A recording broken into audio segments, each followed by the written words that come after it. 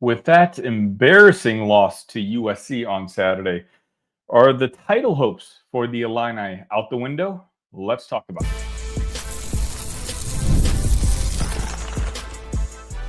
You are Locked On Illini, your daily podcast on the Illinois Fighting Illini. Part of the Locked On Podcast Network, your team every day. Welcome back to another short abbreviated version of Locked On Illini. Thank you so much for joining me on this Sunday, 24 hours after the debacle against the USC Trojans. There's no other way I can put it. Unfortunately, I rewatched the game so that you guys don't have to. I did take down a couple notes just to kind of reflect on what we saw yesterday. Before I do get started, though, I did want to mention that this episode is brought to you by Game Time. Download the Game Time app, create an account, and use code LOCKEDONCollege for $20 off your first purchase. Now, I got a lot of messages after yesterday's post-game show, and I appreciate that. I love it when you guys send me feedback, send me messages. And yesterday was a very popular day. Once the game was over, I decided to go out. Again, it was my son's birthday early this week, so we took him out to the good old, Chuck E. Cheese. I just kind of want to focus on family and not think about that Illini basketball game that I just witnessed.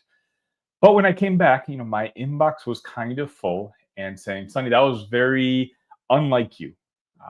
Some of the things that you said, I don't think the Illini are, out of Big Ten contention. You were very negative, et cetera, et cetera. And I did want to address that real quick. Now, when I do these post-game shows, keep in mind, I say it 2 or 3 times during the show that if we win, let's celebrate for 24 hours and get off your hot takes. Say whatever you want, whether you believe it or not, it doesn't matter. Just enjoy victory. But that also applies when we lose. When we lose, I call it a therapy session. Same idea. You know what? Say the things you want to say. Go vent about Brad Underwood or this player who didn't do this or that guy didn't do that and how the whole season is gone. Yesterday, I think all that happened was I took a little bit of advantage of that too. I let myself just kind of get in the mood and, said some things. We'll see whether I agree or don't agree. I'm about to address that in the first segment here and get to Brad Underwood's really odd press conference in the second segment today. Again, it's going to be a very short episode, so I think we have about 13 people watching. So if you are in here, please, if you don't mind, hit that like button and subscribe button. Of course, content on the weekends because you get content every single day here at Locked On Illini. So the Illini now fall to 4-2 in the Big Ten Conference. And as of this recording, both Purdue, or actually all three between Purdue, Michigan, and Michigan State won their basketball games on Sunday. And those are the 3 teams that I think are kind of going to be contending for the Big Ten championship. I think it's those 3 and in addition to Illinois.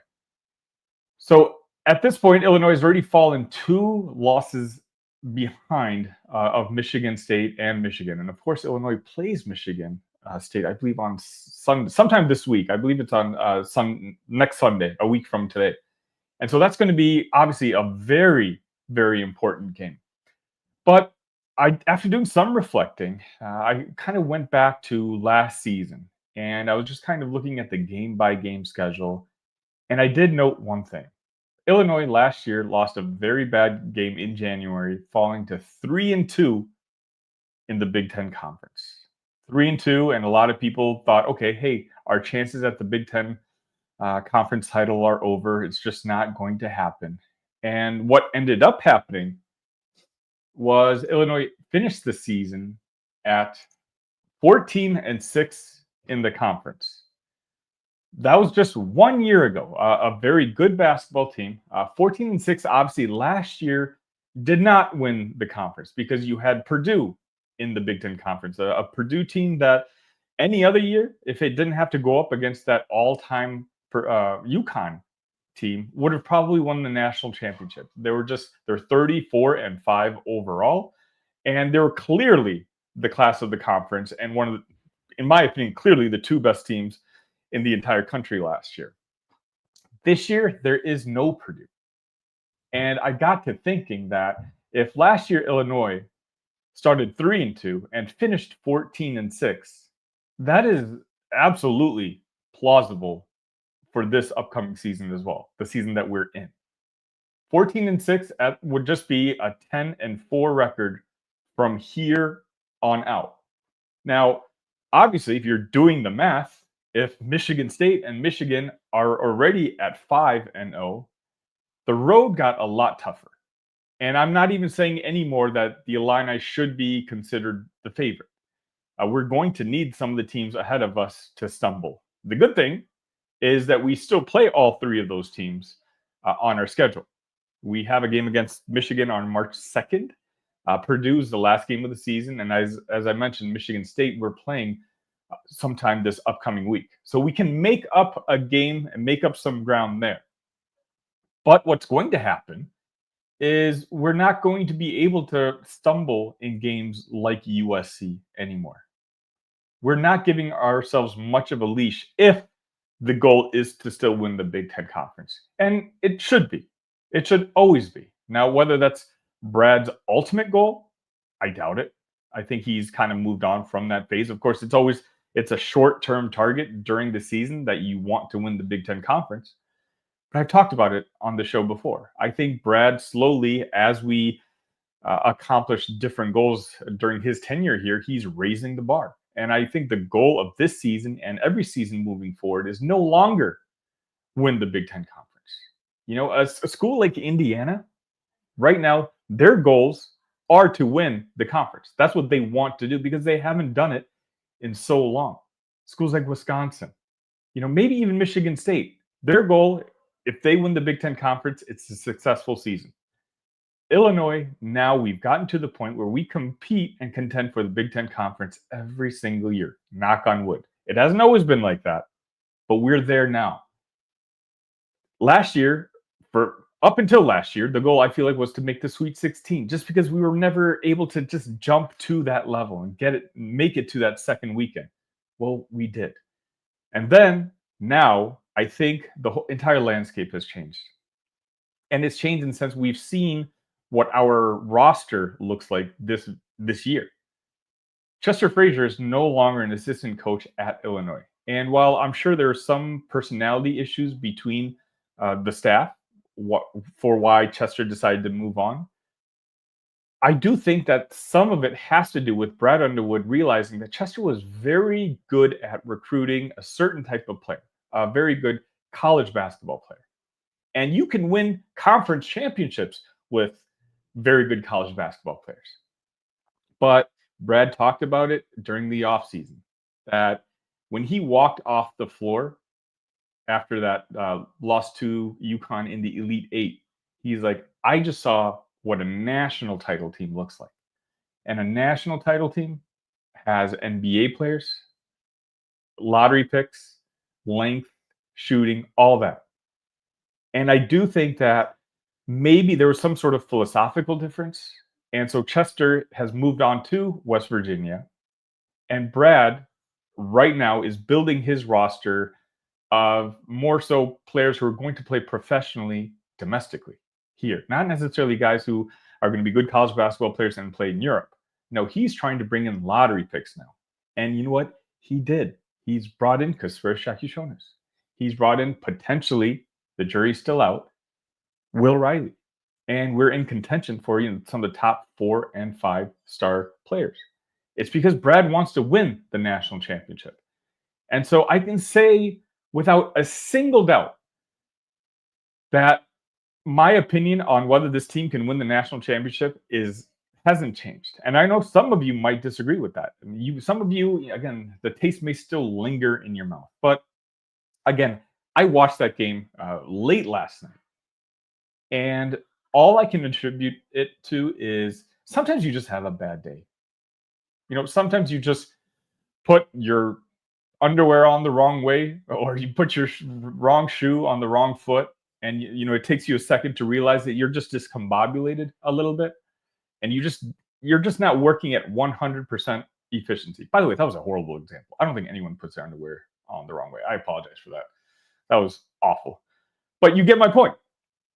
I think yesterday is just that, because I got to take a look at each individual player, and just it wasn't there yesterday. And you know what? They're kids, and it's going to happen to kids. And I know that because I'm twice as old as they are, and it happens to me. And it happens to you. We all just have bad days of work, including the guy in charge, the guy I keep talking about, Brad Underwood. And I'm going to talk about that in the second segment. He admits himself that he had a very, very bad day. And now, after hearing his comments and going back to watch the film, I agree. He had a very, very bad day. So I guess all in all, what I'm trying to say in this intro is I don't think that the chances of the Illini winning the Big Ten Conference have obviously diminished, and they've diminished greatly. Does that mean the season is over? No, of course not. 14-6 is what we finished last year. I believe, and one of you guys can correct me if I'm wrong, I wish I'd pulled it up. The KenPom projected standings coming into the season, I believe they said that the winner was going to finish 13-7. There is no elite team in this Big Ten Conference. Illinois, when they're on their best day, are an elite team. Certainly they were not on Saturday. And we're going to need them to show up playing well. And the key, of course, is going to be having Kasparas on the court. And that's something I'm going to be talking about on Monday's episode a little bit more. So make sure you are subscribed to this channel. But 14-6 is absolutely doable this year. We're at 4-2 already. That would require a 10-4 season from here on out. And we have the teams ahead of us that are still on the schedule. So we can gain a game on all of them up until then. I think Michigan's very good. I do. In the more game tape, they defeated Washington earlier today. I had that game on in the background. Nothing has changed my mind on Michigan. I just think when both teams play at their peak levels, Illinois does everything Michigan does, but better. And we have a lottery pick in the backcourt that Michigan doesn't have. So what I'm trying to say is Michigan, I just don't know if they're capable of winning going 16-3 or 17-3 this year. Their team is not that good. They will stumble as well. It's going to be a struggle for all these teams. Michigan State is a good basketball team. Purdue looks like they may have figured it out, but my everydayers in here know.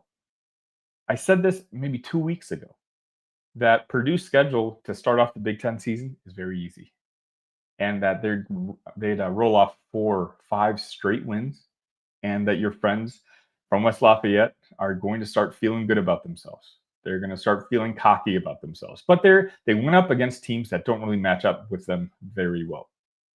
So this is no surprise to me, and it shouldn't be a surprise to you if you are a listener to the show. But to basically sum everything up, 14-6 is absolutely still plausible. Heck, 15-5 for this Illinois team is very plausible. Because right now, as a basketball team, we've got our starting center struggling. Tomislav Ivicic is struggling. Ben Hummerkaus is slowly starting to turn things around. Will Riley, I said it yesterday at the postgame, and I watched him again today. I think that game against USC was actually a move in the positive direction. I liked some of the things he did. And again, that double dribble call, that travel call, was egregious and an awful call. But I'm very curious to see what he looks like on Tuesday against Indiana. Because to me, the game is kind of slowed down for him. And that's what I've kind of been asking for. The season is not nearly over. And even when I say something like that in the post-game press conference, a lot of it sometimes is just tongue-in-cheek. It's a way for yourself, myself, again, just to have a venting session, okay? I don't invite other collaborators onto those shows. Usually during the week, I'll have a preview. Just like this week, I'll have an Indiana guy here to preview the Hoosiers game. I don't do that for the post-game. It's strictly for us.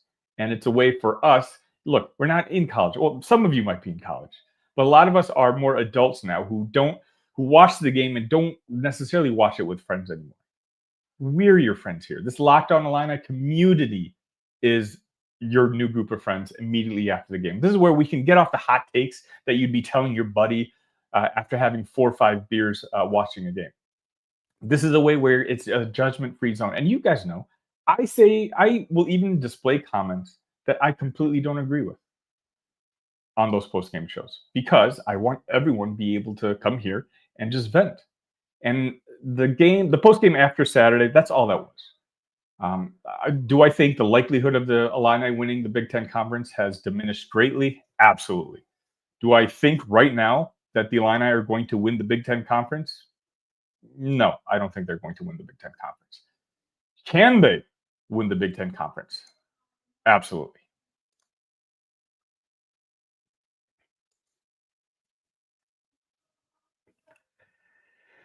All right. I also wanted to address what I thought was a very odd Brad Underwood press conference. And, I shouldn't have to preface this, but you guys know, again, this is a very pro Brad Underwood show here, podcast here.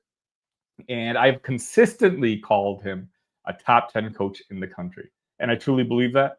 And I truly believe it when I say that when it comes to individual coaches, there may be 9 coaches better than him in the country, but there's not really any one that I can think of that I would want in charge of Illinois other than Brad. I don't know if I would trade Brad Underwood for any other coach in the entire country. But that doesn't mean things about him don't drive me insane.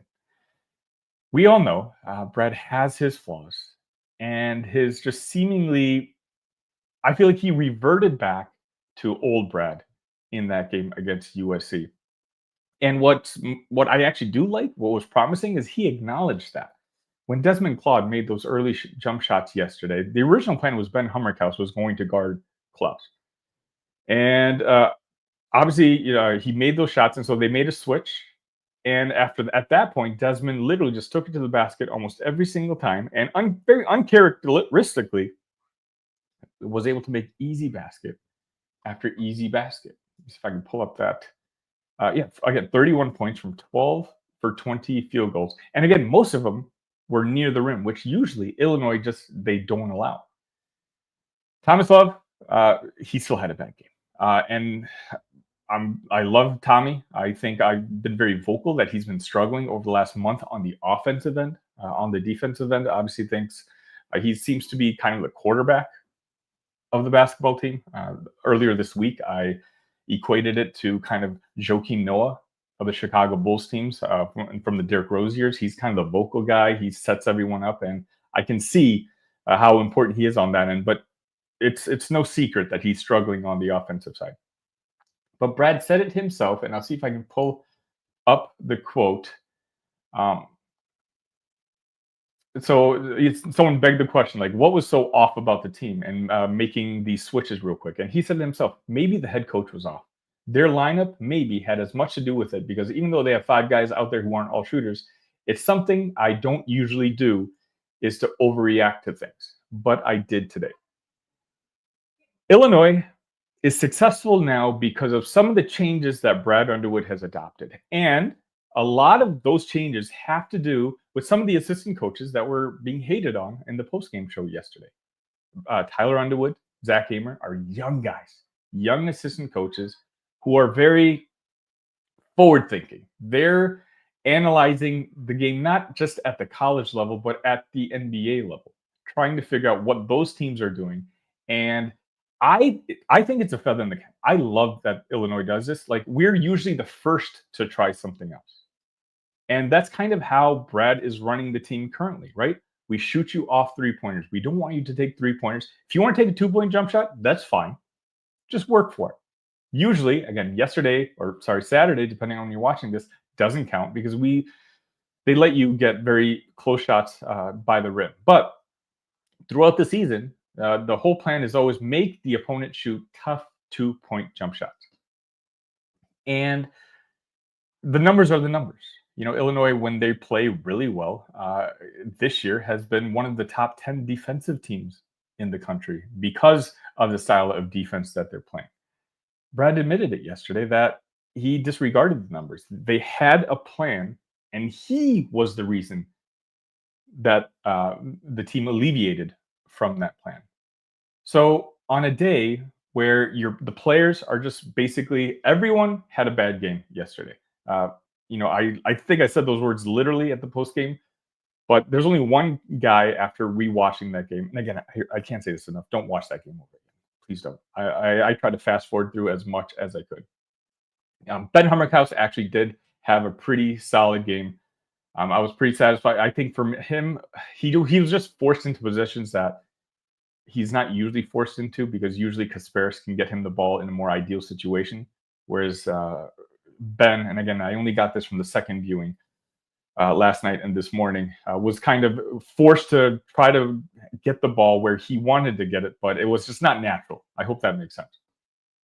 But when all the players themselves aren't having a good game, and then the head coach, the guy in charge, is not having a good game, that's the recipe for disaster. And a disaster is exactly what happened on Saturday. But the season's not over. We all have bad days.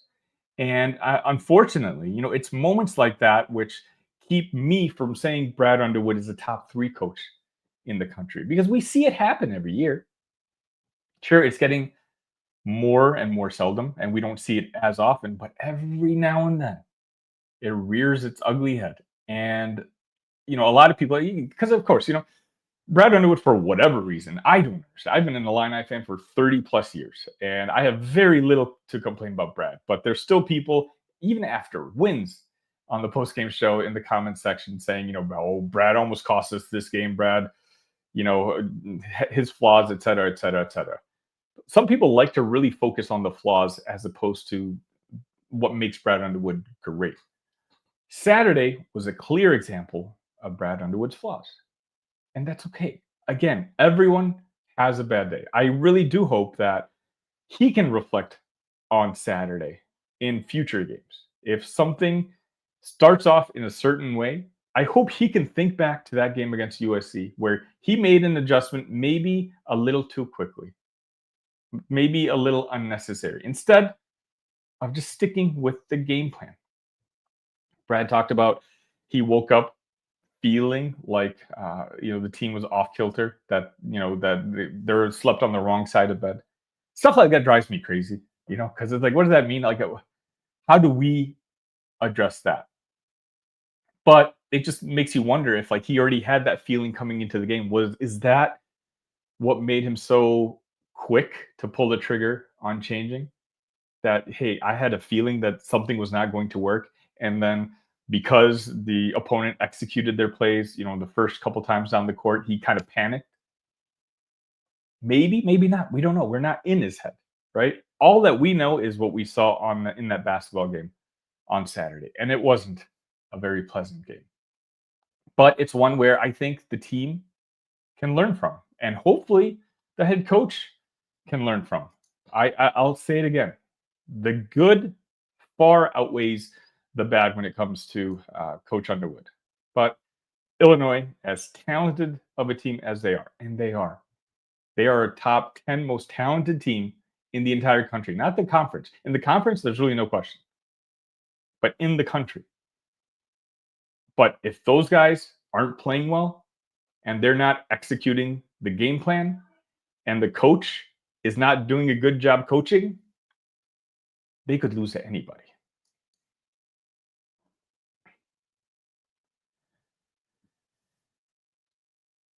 All right, I totally wasn't planning on going this long, but you know what? At this point, we're already at 24 minutes. Let's just get to your comments. Why not? Again, I appreciate all of you guys joining me on this Sunday. If you haven't already, please hit that like button, hit that subscribe button. We got 35 people watching, and let's see, about 2 likes. Come on.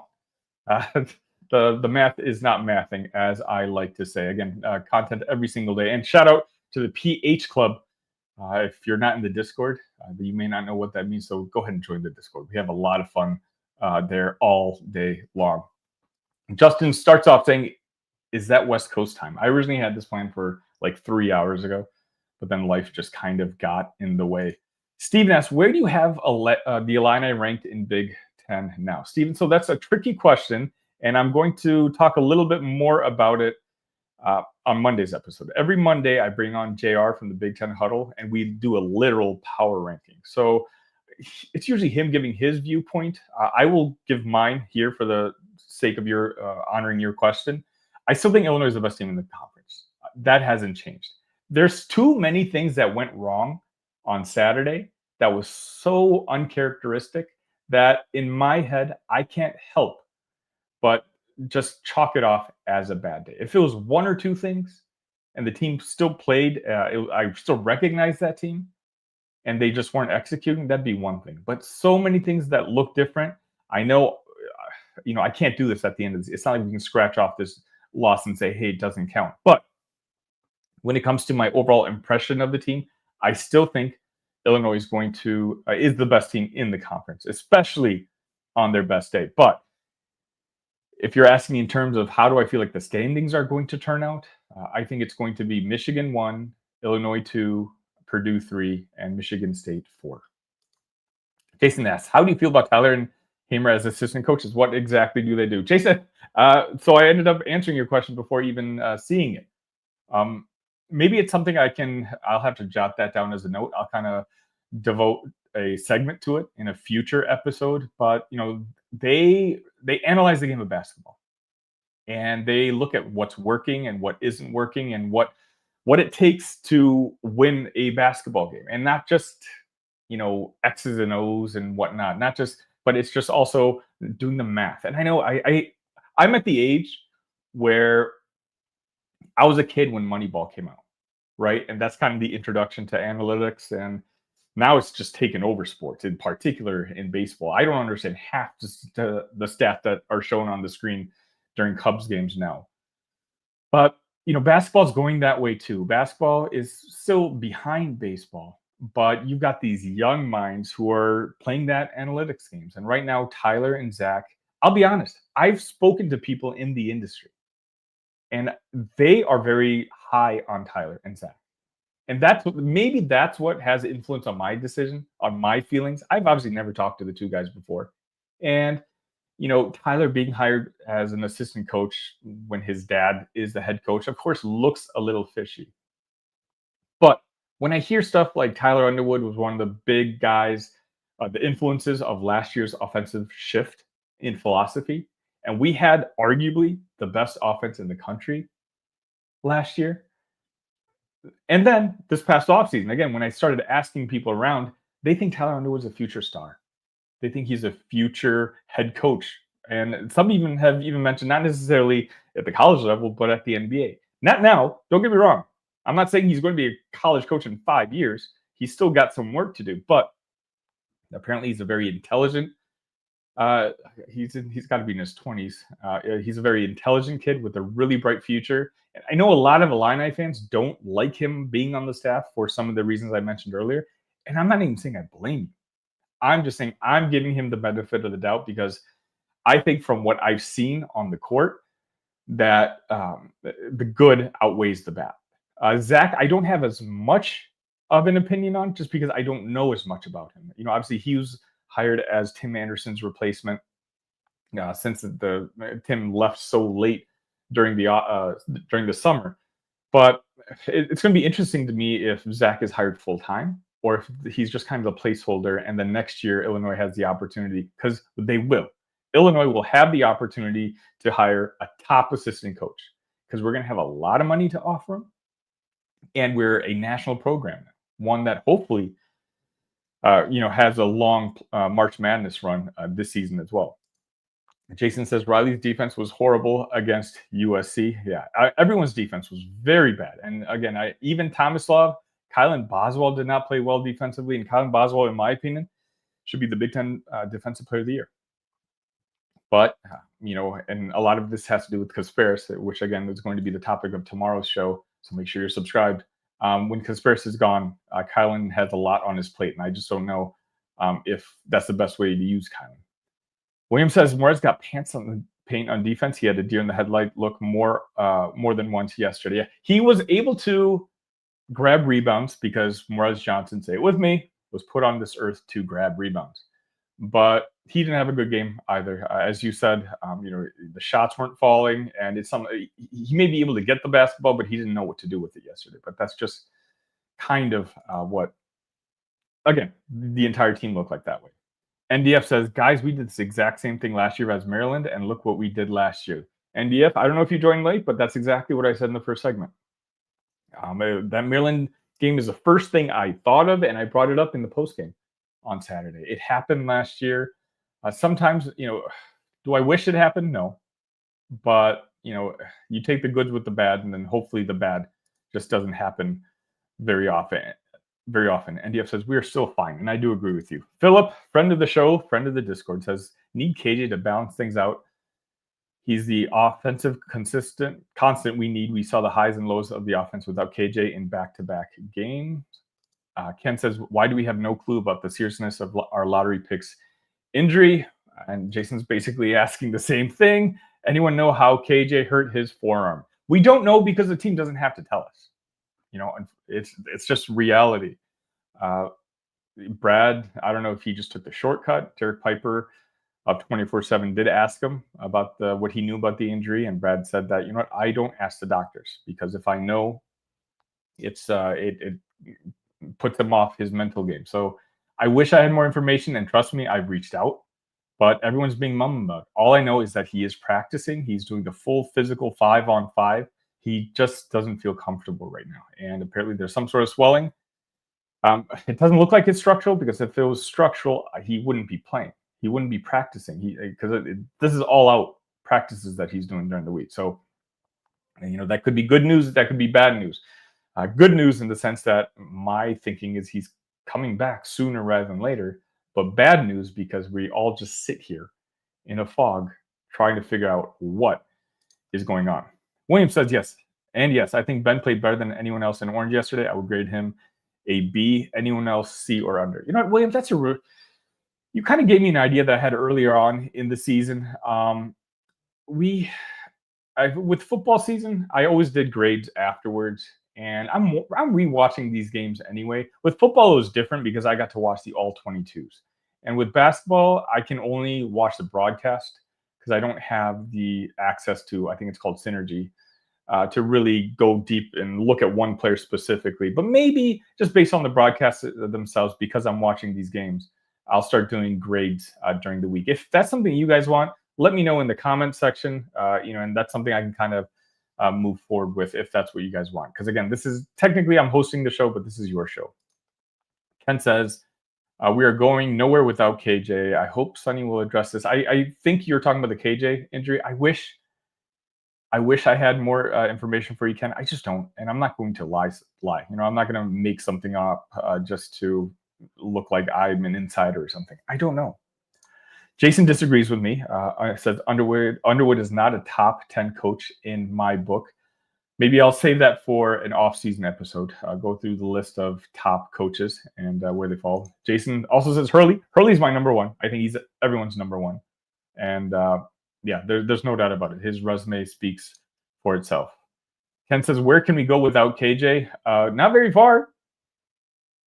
The book is out. And again, Ken, I hate doing this for you. I did answer your question earlier, but just pay attention to tomorrow's episode, Monday's episode. In that first segment, it's kind of more KJ centric, and so I'll talk a little bit more about what this team looks like with and without Kasparas Jakucionis.